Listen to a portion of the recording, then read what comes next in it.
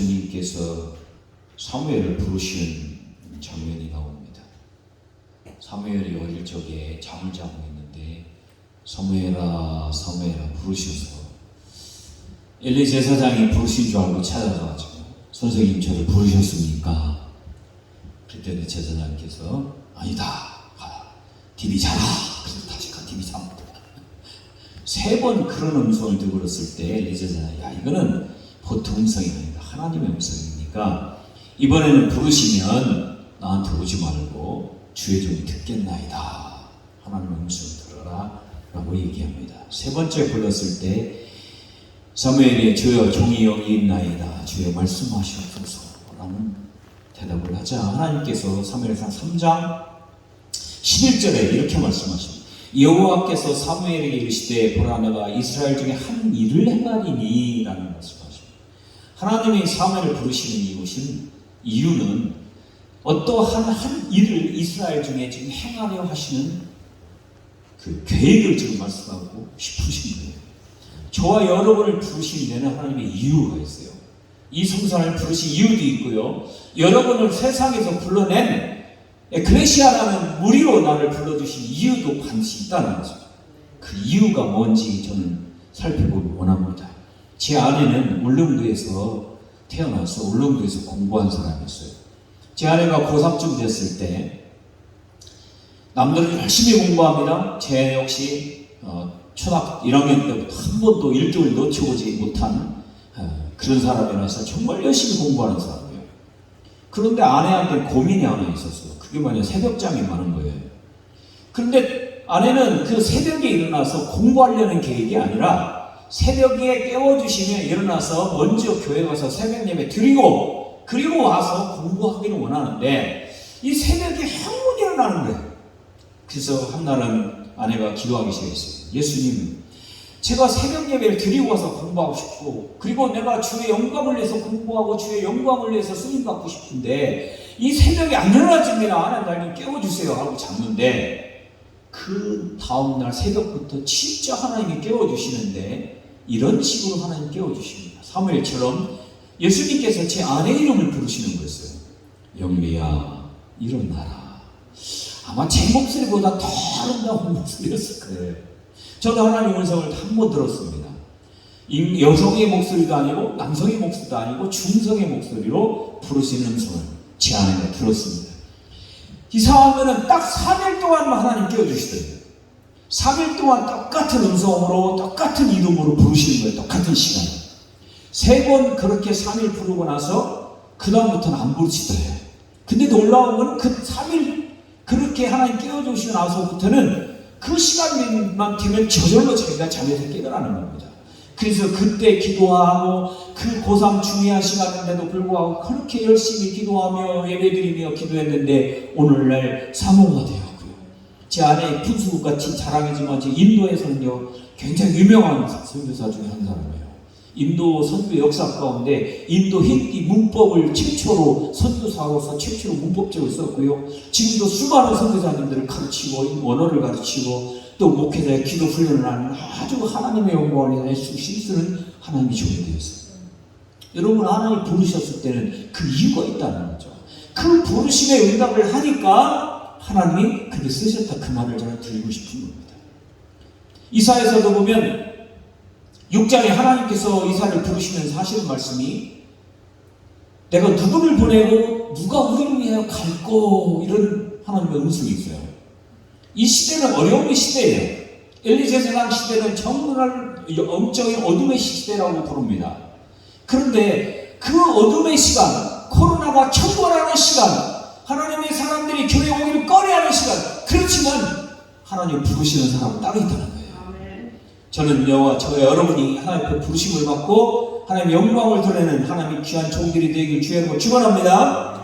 오늘 본문 마가복음 3장 13절에 보면 하나님께서 저와 여러분을 부르시는 그 이유를 특별히 말씀해 주고 있습니다. 그래서 저는 3장 13절을 통해서 하나님 나를 왜 부르시고 우리를 오늘 왜 부르셨는지 그 부르심에 대해서 이야기를 나누고 싶습니다. 13절에 보니까 또 사내오로서 자기가 원하는 자를 부르셨다라고 나옵니다. 그런데 부르신 이유가 뭐냐? 14절에 써 있는데 열두를 세우시고 이는 자기와 함께 있게 하시고예요. 첫 번째 하나님이 우리를 부르시는 이유는요, 저와 함께하고 나와 함께하기 원하시는 하나님의 뜻이 있습니다. 두 번째는 또 보내사 전도도 하게 하셨다라고 나옵니다.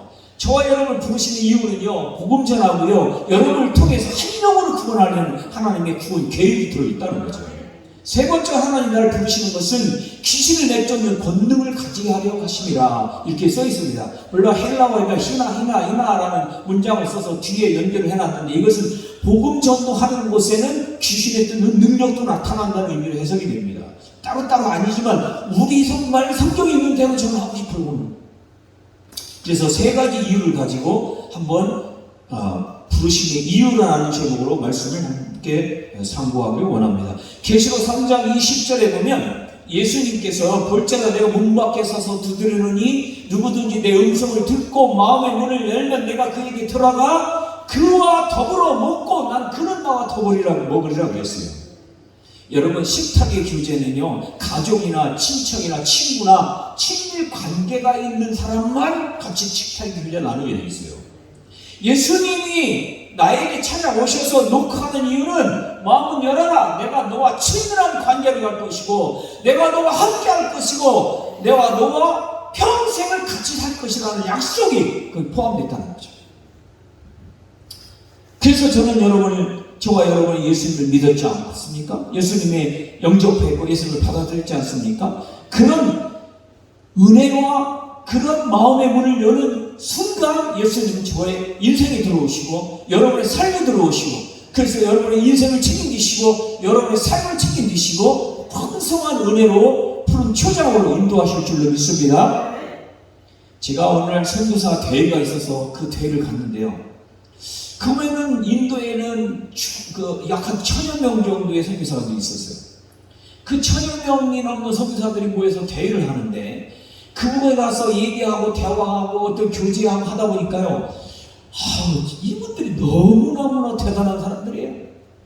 저는 시골에서 태어나가지고요, 예수 믿는 사람이 단 한 명도 없는 집안에서 저 혼자 예수 믿어가지고 진짜 그 아버지의 핍박과 우리 형의 그 욕설과 손가락질과 금고를 집어던져, 또 족보를 집어던져, 너는 우리 집안에서 나가라, 너는 예수 씨지 이 씨가 아니다, 그래가지고 저를 내쫓고 참 많은 핍박을 받았어요. 그런 집안에서 커가지고 선교사가 돼가고 거기까지 갔는데, 저를 위해서 기도하고 저를 위해서 후원하는 아무도 없는 거예요. 그게 너무너무 가슴이 아팠어요. 하나님, 놈들은 진짜 큰 대형교회에서 후원받기도 하고 정말 믿음의 아버지, 믿음의 장로님, 믿음의 목사님이 자녀들이 부모님들이 기도하며 하나님 사역을 감당하게 하고, 어느 교회에서는 10억을 줘가지고 센터를 세웠다, 학교를 세웠다, 교회를 세웠다 그러는데, 나는 10억은 그만두고 1000만 원도 안 주시니 어떻게 됩니까? 내가 어떻게 주회를 할 수 있사옵니까? 그 사람들을 보니까요, 저는 안압자석 같은 사람들로만 보이더라고요. 내가 너무나 초라하고 너무나 연약한 사람으로 보이는 거예요. 그래서 새벽에 아침에 일찍 일어나가지고 잔디밭을 걸어가면서 제가 이렇게 걷다 보니까 너무나 내 자신이 초라해요.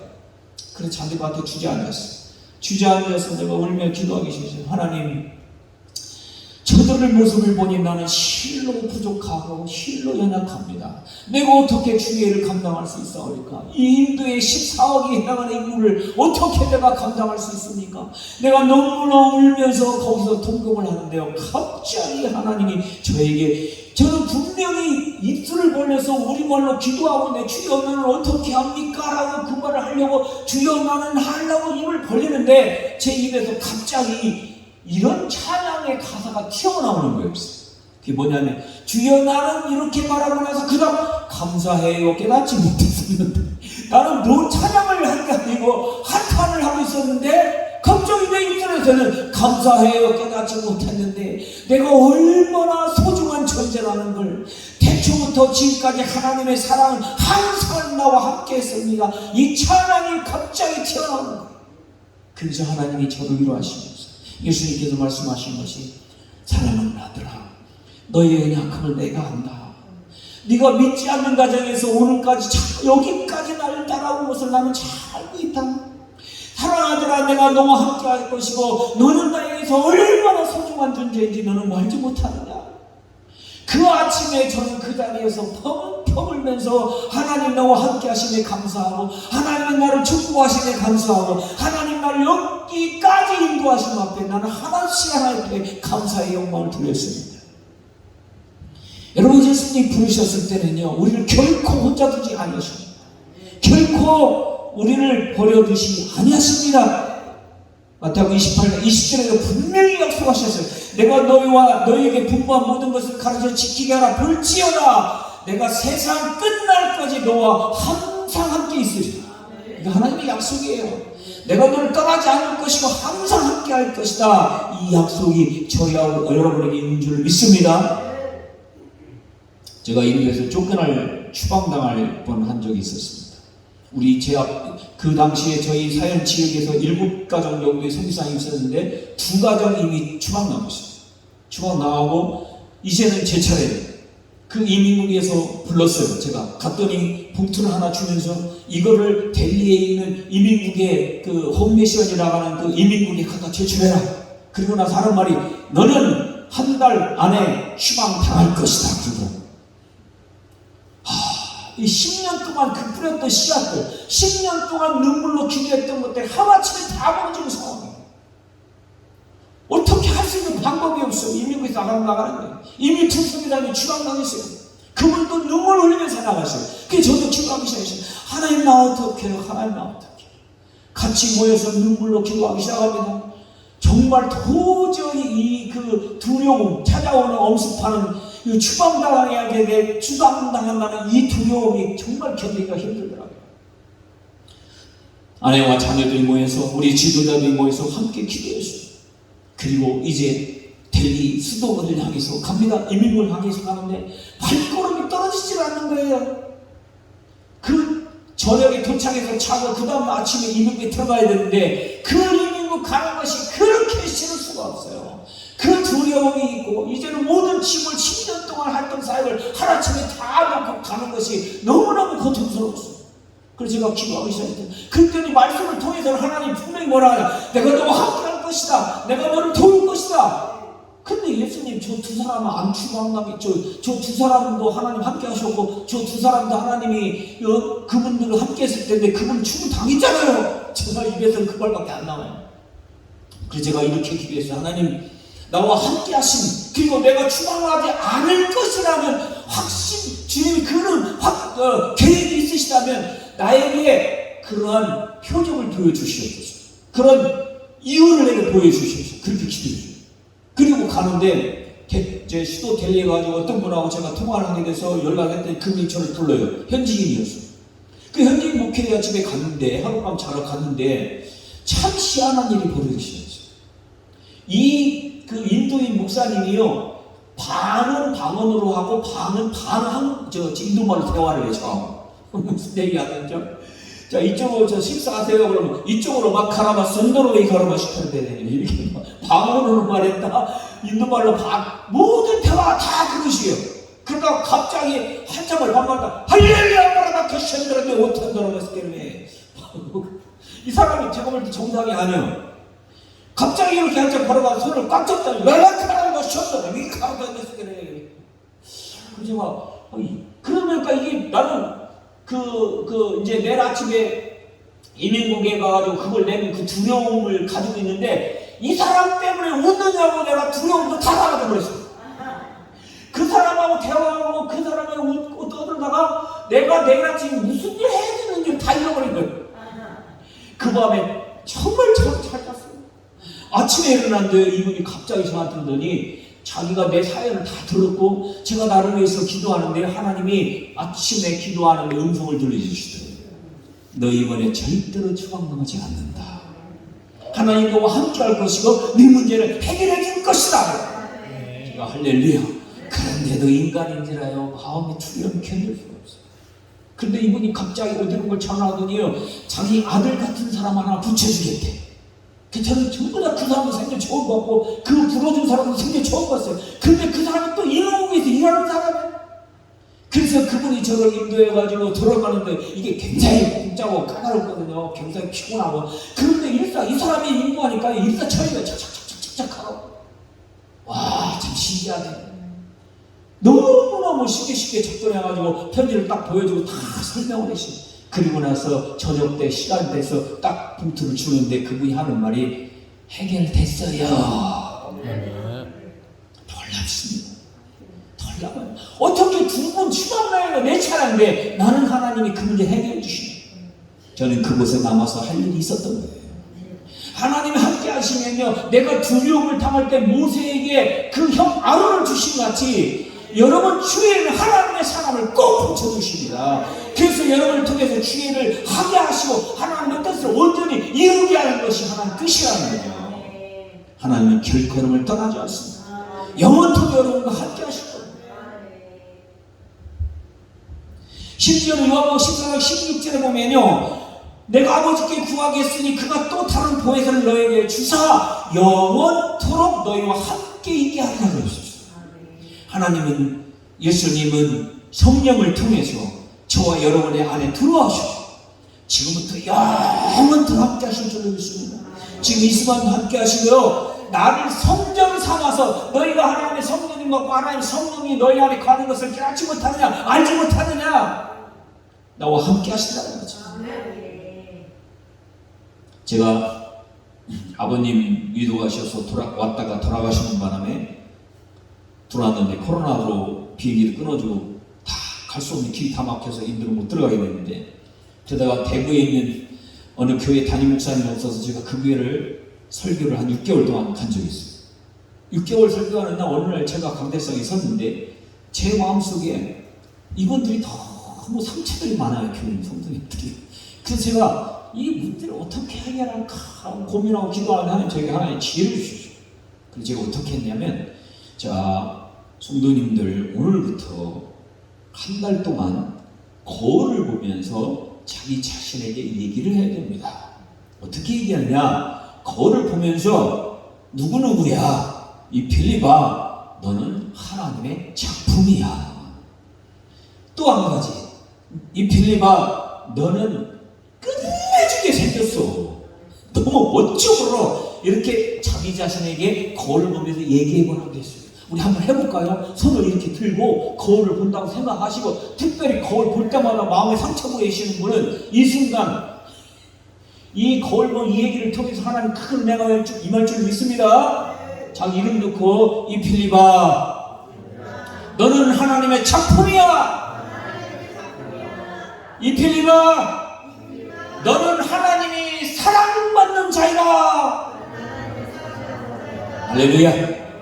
이거를 매일 하라고 시켰어요. 한 달쯤 됐던 어느 날 어떤 집사님이 주 예배 시간 하기 전에 저한테 오더니, 목사님, 제가 간증 하나 해도 될까요? 해보라고 했어요. 그래서 그분이 와서 간증하는데 이 얘기예요. 처음에 그 목사님이 하는 얘기를 듣고, 아유 쑥스러워, 어떻게 하냐, 못하겠더래요. 거울까지 딱 봤다가도 못하겠고 못하겠더래요. 근데 어느 날은 결심을 했어요. 내가 무슨 일 있어도 오늘 하겠다. 그래서 딱 거울을 보면 자기 얼굴을 뚫어지게 쓰라면서 너는 하나님의 작품이야. 이거는 좀 되더래요. 그래서 억지로 너는 하나님의 작품이야 해놓고, 너는 하나님의 사랑하는 사람이야, 이 얘기를 해야 되겠는데, 너는 하나님의 사랑은 그걸 못하겠더래요. 그 이유가 뭐였냐면, 이분이 남편이 있는데 이 남편이 주태백이에요. 술만 처잡으면 와가지고 때리고 부시고, 지가 조지고 부시도 아니고 조지고 부시도 아닌데 와서 조지고 부시고 하니까 살림이 남아가는 게 없고 다 부서지고, 또 나가서 이 양반이 술만 처잡으면 그만인데 거기다 또 노름까지 하네. 그리고 집안 재산 다 날리고 한국방 같은 방 한 칸에서 둘이 사는데, 그것도 최근에 이혼하려고 수술 다 받고 있어. 무슨 인생이 낙이 있어요. 이제 막 40대 중반에서 50대 넘어가는 그 여인으로서는 황금식이 아닙니까? 근데 자기 자신의 삶을 보니까요, 감사가 도저히, 하나님의 작품 도저히 자기 자신을 사랑하는, 하나님의 사랑받는 자라는 사실을 말할 수가 없더라고요. 정말 고통스러웠어요. 그래서 그 거울을 보면서 하나님의 작품이야 소리는 했는데 너는 하나님의 사랑받는 자야 이 말을 해야 되겠네. 피눈물이 쏟아지더래. 그래서 피눈물을 쏟아지는 자기 한상 인상의 한탄을 하면서 그래도 억지로 누구누구야 너는 하나님의 사랑받는 사람이야 라고 말하는 순간 하나님의 음성이 들리더래요.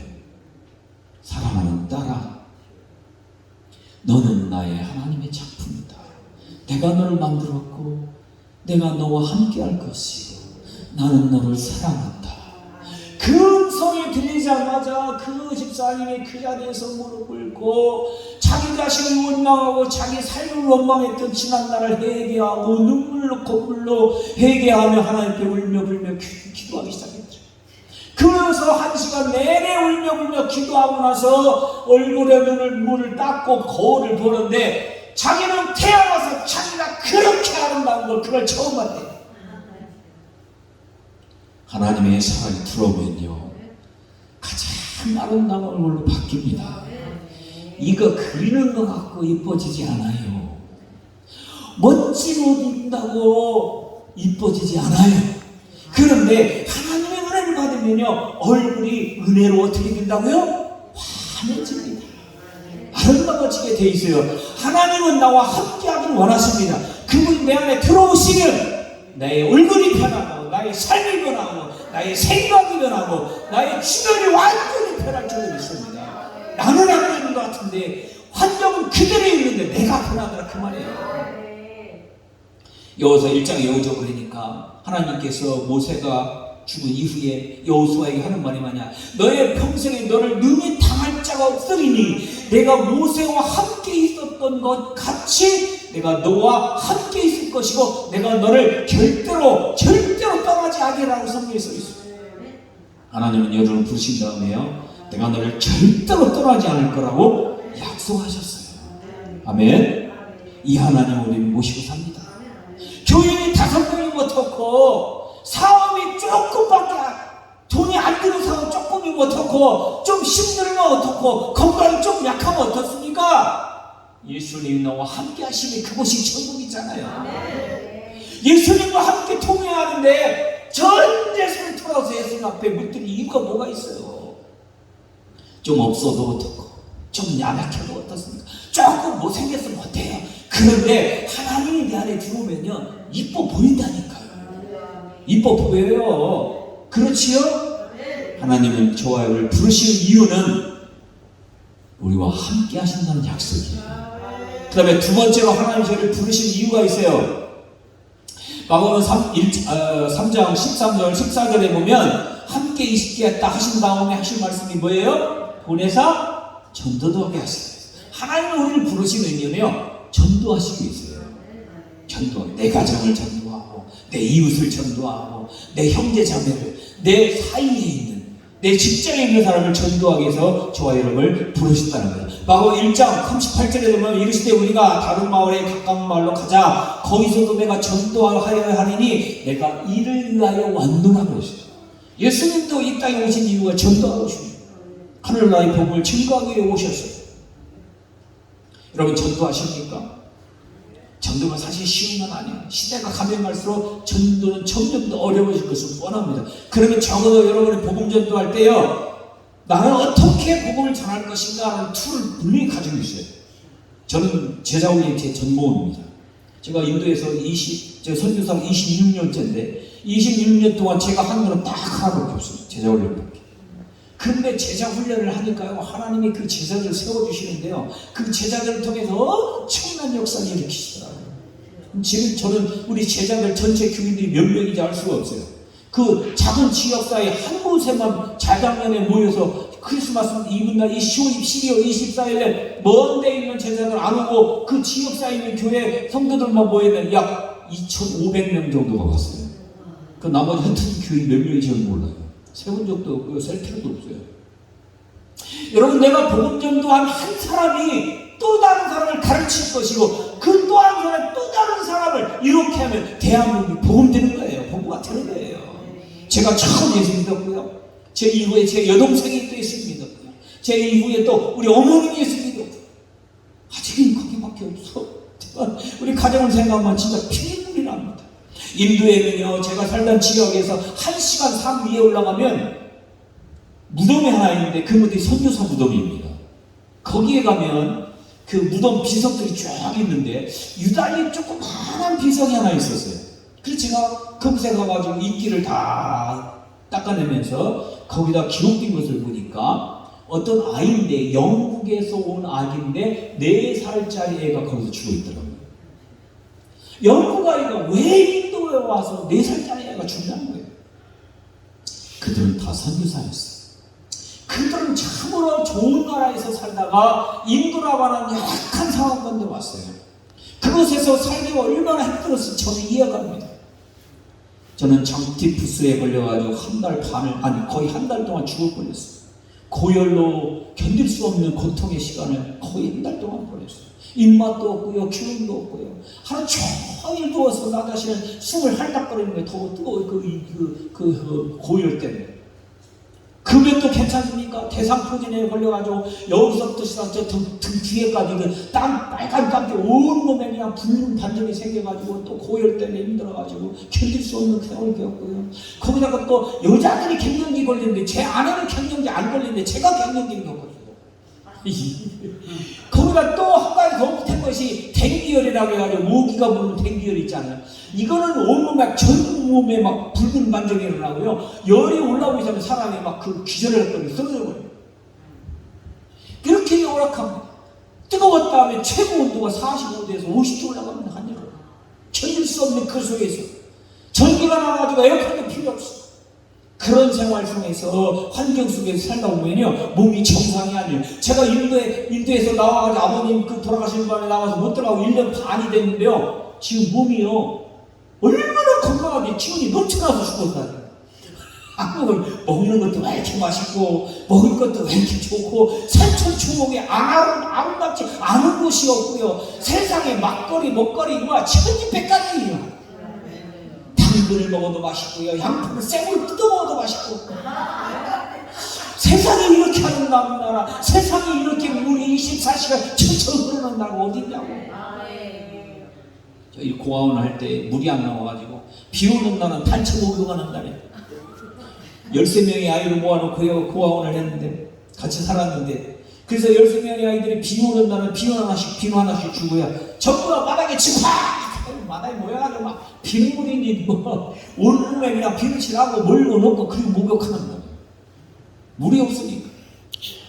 환경 속에서 사는 이 사람들이 정상일 리가 없죠.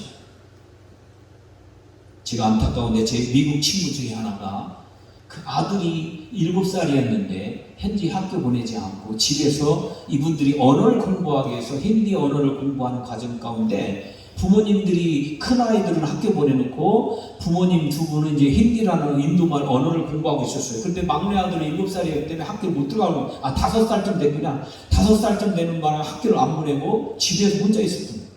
근데 이 아이가 혼자 심심하니까 그 이웃집에 있는 강아지하고 개하고 같이 놀았는데 이 아이가 어느 날부터인가 이상한 소리를 하고요. 계속 물을 찾고요. 우우 거리고 애가 이상한 소리를 하고. 그런데 알고 보니까 얘가 이 몸에 상처가 있었는데 이 상처를 걔가 핥았는데 관절병이 걸려버린 거예요. 그래서 그 아들이 죽었어요. 저희가 그 장례식을 참석해서 얼마나 울었는지 몰라요.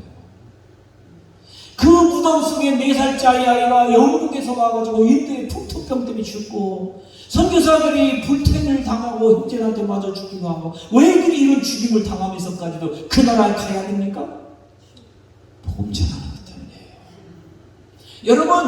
여러분의 삶 속에서 여러분 가정 속에서 내 이웃에게 끊임없이 예수님을 보여줘야 돼요. 끊임없이 그들에게 예수님을 주어야 됩니다. 인도는요 우리가 미전도 종족이라고 부르기도 하고 비접촉 미전도 종족이라고도 부르기도 하는데 미전도 종족이 가장 많은 나라가 인도고요. 비접촉 미전도 종족이라고 하면 예수님을 옛자도 모르고 단 한 번도 복음을 들어보지 못한 종족이 있는 것을 비접촉 미전도 종족이라고 부릅니다. 그런데 중국에는 18개의 종족밖에 없어요. 그 중국은 15억이 넘는데 근데 인도는 14억밖에 안 되는데도 불구하고요 310개가 넘는 미전도 종족, 비접촉 미전도 종족이 있어요. 그러면 예수님이 복음이 땅끝까지 전파되어야 하니 그제야 끝이 오리라고 했으면 복음이 그 종족에게 증거돼야만 예수님 모시는 거예요. 그 일을 저는 하고 싶어요.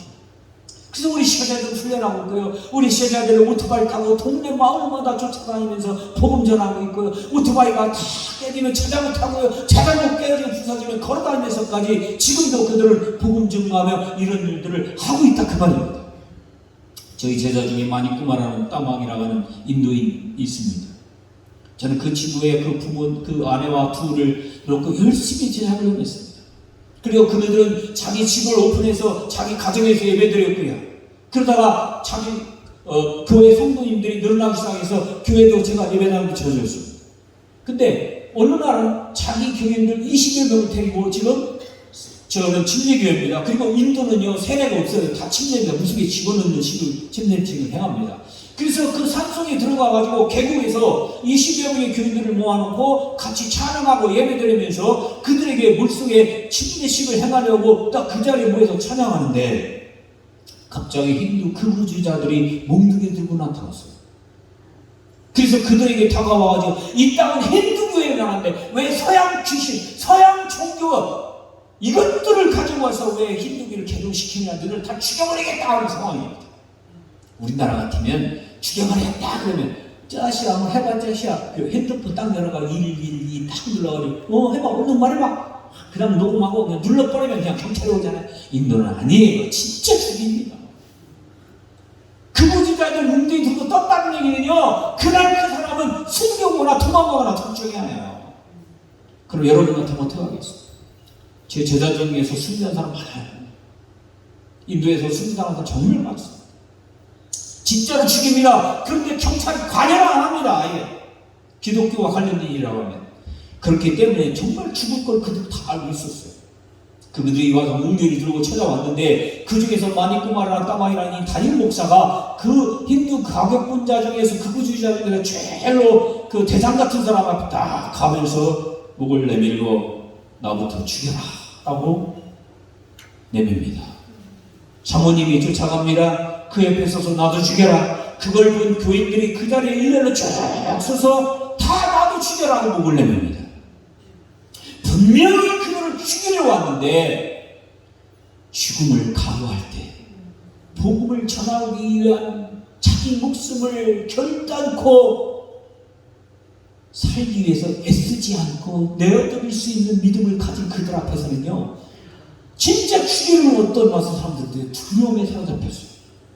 그래서 이들이 니네들 계속해서 전도하고 계속해서 복음 전하면 다 죽여버릴 거야 하라고 다 도망가 버렸어요. 하나님이 영광 받으셨습니다.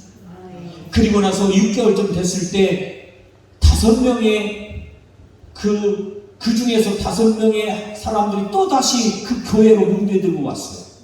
그때 부목사님이 거기에 있었습니다. 바둑다망이라는 부목사가 있었는데 그들이 와서 회유하기 시작합니다.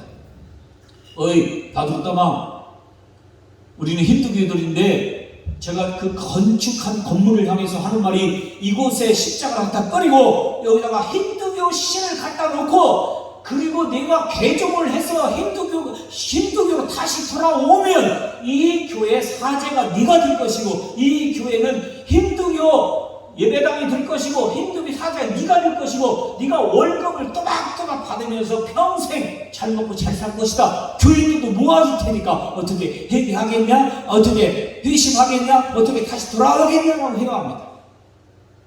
근데 이 바드로다망은 결단코 예수님을 버릴 수 없다라고 얘기합니다. 그래서 마지막에 한 번 더 묻습니다. 내가 마지막으로 한 번 더 묻는다. 이 순간 네가 힌두교로 돌아오면 너는 살 것이고 힌두교를 버리고 기독교로 가면 너는 오늘 죽는다. 근데 이분이 마지막에 나는 예수를 결단코 떠날 수가 없다. 너희들도 예수 믿기를 나는 원한다. 그 말을 들은 힌두교 가격분자가 뒤에서 몽둥이를 때렸는데 다리가 그 자리에서 두루마리 나고 있어요. 그리고 얼마나 때렸는지 의식도 없어요. 그래서 이웃집의 사람들이 다 그 사람을 다 간 뒤에 들어가지고 들것에 실어서 병원에 갔는데 의식불명이었어요. 2달 동안 병원 생활하다가 마지막에는 순교하고 하늘나라를 가버렸어요. 여러분 이들이 왜 그럴까요? 왜 이렇게 목숨을 걸어야 될까요? 왜 이렇게 고통을 자초할까요? 이유는 딱 하나예요. 예수님 증거하시고 예수님 전하는 것이 가장 고상함을 인해서 자기 목숨까지도 버릴 수 있다는 것이 이들의 삶입니다. 여러분, 우리도요 복음 전하는 일에 목숨 걸어야 돼요. 내 예수님 만날 때마다 예수님을 전해야 돼요. 예수님 나에게 어떤 은혜를 주셨는지, 예수님 나에게 어떤 삶을 살게 하셨는지, 예수님 나를 얼마나 사랑하시는지 그 예수님을 우리는 마음껏 자랑해야 되고 마음껏 높여드려야 됩니다. 이게 저와 여러분을 부르시는 이유예요. 날마다 복음을 증거하시고 하나님 앞에 영광 돌린 삶이 되시기 주의 이름으로 축원합니다. 마지막 세 번째가 뭐냐 하면 귀신을 내어 쫓는 권능도 가지게 됨이라 라고 성경은 이야기합니다. 요한복음 1장 9절에 보면요, 첫빛 곧 세상에 와서 각 사람에게 비추는 빛이 있었나니라고 나옵니다. 그 빛을 영접하는 자, 곧 그 이름을 믿는 자들에게는 하나님의 뭐가 되는 자녀가 되는 권세를 주셨다고 그랬어요. 여러분, 예수님은 빛이기 때문에 예수님을 믿으면 그 빛이 내 안에 들어와서요 어둠을 따라가게 되겠어요. 무슨 귀신 쫓는 능력, 은사, 권능 안 받아도 괜찮아요. 예수님 내 안에 들어오면 어둠은 떠나가게 돼 있어요. 어느 날 천주교 교인이 저희 처형을 통해서 저한테 전화가 왔어요. 이유가 뭐냐면 이 여자분 눈에는요 귀신이 보인대요. 그래서 부엌에서 이렇게 설거지하고 있으면 저쪽에서 누가 나를 쳐다보이는 것 같더래요. 그래서 다 쳐다보면 초등학교 한 5학년, 6학년쯤 된 애가 씩 쳐다보기도 하고, 어떤 때는 막 그 눈빛 있잖아요. 그 이상한 기분, 손이 오싹하는 그런 걸 쳐다보기도 하고, 어떤 때는 두어하고 천장에서 쳐다보고 있고, 어떤 때는 맹장 뒤에서 쳐다보고 있고, 어떤 때는 의자 밑에서 쳐다보니까 이게 미치겠는 거예요. 그 이야기를 남편한테 하면, 여보, 당신 요즘에 많이 피곤한가 봐. 당신 요즘에 헛것이 보이는가 봐. 보약들 해다 주고, 뭐 병원도 가고 했는데 해결이 안 돼. 그리고 나중에는 남편이 짜증나가지고요. 보이긴 뭘 개뿔 뭐 보여 아무것도 없구만. 진짜 왜 자꾸 이렇게 심약해져가지고 난리나고 말도 못하게. 이 여인은 가슴 답답해 죽겠네. 보이고 무섭고 두려운데 남편도 애도 학교도 버리고 남편도 직장 가고는 혼자 집에 있는데요. 견딜 수가 없어요. 방구석에 들어가 이불 뒤집어 써있는데 화장실을 가려고 이불을 탁 내리는 순간 그 앞에서 씩 웃고 있어. 환장하는 거예요. 그래서 그게 두려워서 견딜 수 없어서 저희 처형한테 얘기했더니 처형이 저한테 전화가 온 거예요. 그래서 제가 갔습니다. 가가지고 그분이 천주교인이라 하길래 분명히 천주교인이 예수님 제대로 알 리가 없지. 예수님이 십자가에 죽으시고 왜 십자가에 죽으셔만 했는지, 당신이 죄를 짊어지고 십자가에 죽으셨고 3일 만에 부활하셨고 하나님이 당신의 주인, 생명의 주인이시니라 그 주인 되신 예수님을 영접하면 그분이 구세주이기 때문에 영원한 생명 주시고 그분이 빛이기 때문에 어디로 따라가게 되어 있어요. 복음 전도했어요. 그리고 나서 기도했어요. 내가 예수님을 귀신이 떠나갈지. 그때니 막 이분이 갑자기 막 이 웩웩 하면서 그 가래 같은 그 으력을 다 터내냅니다. 터내나고 나서 그리고 나서 하나님이 그 안에 빛으로 들어가시니까요. 복음이 들어가니까 얼굴이 변화가 일어나요. 그 제가 그랬어요. 눈 뜨고 사면팔방 다 보세요. 보이나? 보일 리가 없지. 거기 있을 수가 없지. 이제까지 뭐 죽으려고 어디 갔다 하는 빛이 들어와 있는데. 눈을 떠서 보니 아무리 냉장고를 뒤를 봐도 앞을 봐도 옆을 봐도 안 보이는 거예요. 하나님은요 저와 여러분을 너무너무 사랑하세요. 그래서 우리를 빛으로 오셔서 어둠을 떠나게 하시고 우리를 승리하게 하십니다. 결단코 하나님은 여러분을 떠나지 않습니다. 제가 인도에서 있는 동안에요 땅은 있는데 건축을 못해가지고 기도하기 시작했어요. 근데 신학교를 해야 되겠는데 신학생들이 이쪽은 남학생, 이쪽은 여학생 같이 모아놓고 신학교를 하려면 예수 믿는 사람이다 신학생이라는 소문만 나면 집주인이 내쫓는 거예요. 지네 hindu들이니까. 그래서 신학교를 못하겠는 거예요. 숙소가 없어서. 그래서 제가 막 얼마나 마음이 상한지 다 그냥 보내버렸어요. 다 고향으로 다 보내버리고 1년만 동안 내가 하나님께 기도해요. 하나님 나 건물 안 주시면 이 사역 안 합니다. 배짱이야 막 하나님이. 그래서 막 기도하고 있어요. 하나님 땅을 주셨는데 왜 건축을 안 주십니까? 막 하나님 막 기도하고 있어요. 하나님은요 사람을 쫓아다니는 사람한테 일 안 하세요. 우리는 하나님만 바라봐야 돼요. 일선이 나의 전부잖아요. 그분한테 매달리고 그분한테 기도해야지. 쫓아가지고 누구에게 내가 건축해야 되니 돈 주세요, 누구 좀 도와주세요. 저는 한 번도 그래본 적이 없어요. 그때서 기도하기 시작했어요. 근데 1년 반쯤 되면 어느 날 어떤 분 저한테 연락이 왔어요. 헌금 보냈으니까 한번 보시라고. 그래서 제가 그 통장을 열어보니까요, 400만 원이 들어있어요. 할렐루야. 여러분 400만 들어왔다니까 아멘도 안 하네. 400만 끝값이니까 안 하는 거지. 다시 한번 여기 하나님이 400만을 보내주셨어요. 그런데 제가 숫자를 잘못 셌어요. 400이 아니라 4천이었어요. 더블로 아멘 해야지. 아멘하면 여러분 사업으로 하나님 채워줄 줄 믿습니다. 그건 너무 놀라서요. 이게 무슨 헌금이지요? 라고 제가 연락을 했더니 그분이 어떤 분이 연결해 주면서 연락을 주신 거예요. 그래서 그분이 헌금한 분이 저는 이름도 처음 누군지 몰라요. 그래서 제가 어떻게 절을 합니까? 그래서 제가 여러분 김장원 목사님 아시죠? 수원중앙교회 그 교회에서 제가 철학기도회 한번 설교를 한 적이 있어요. 근데 그 설교할 때 그 자리에 그분이 거기 있었어요. 그 저를 통해서 굉장히 은혜를 받았다 그래요. 그리고 나서 그때쯤 하여 어느 날 갑자기 뭔가 안 풀릴 것이 있었는데 그것이 풀려지면서 돈이 들어왔다는 거예요. 그 돈을 들어왔는데 자기가 생각할 때 이건 특별한 돈이다. 하나님 특별한 계획이 있어 준 거니까 이걸 어디다 쓸까 기도해보자 라고 기도하는데 제 얼굴이 보이더랍니다. 참 신기하잖아요. 나는 지금 인도에서 돈 달라고 기도하고 있고 이분은 하나님 돈 주셨으니까 어디로 보낼까요? 이렇게 기도하고 있고 기가 막힌 사연이에요. 여러분 돈 생기면 즉시 이것은 내가 옷 사야지, 아이고 이것은 뭐 사야지 하지 말고 이 돈 어디로 보낼까요? 라고 묻으시는 여러분 되시기를 주여 축원합니다. 그렇게 살아야 돼요. 저도요 이 뒷주머니에 항상 돈을 갖고 다녀요. 돈 많아서가 아니요. 생기면 다 여기 갖고 다녀. 왜? 누군가 줘야겠어. 꼭 생기는 말이에요. 하나님 참 멋지잖아요. 옷 2개 생기면 한 벌 줄 생각하고 뭐 맛있는 거 2개 생기면 하나쯤 조금 먹고 나머지 누군가를 줄 생각을 하지. 그냥 집어 넣기만 하려고 해.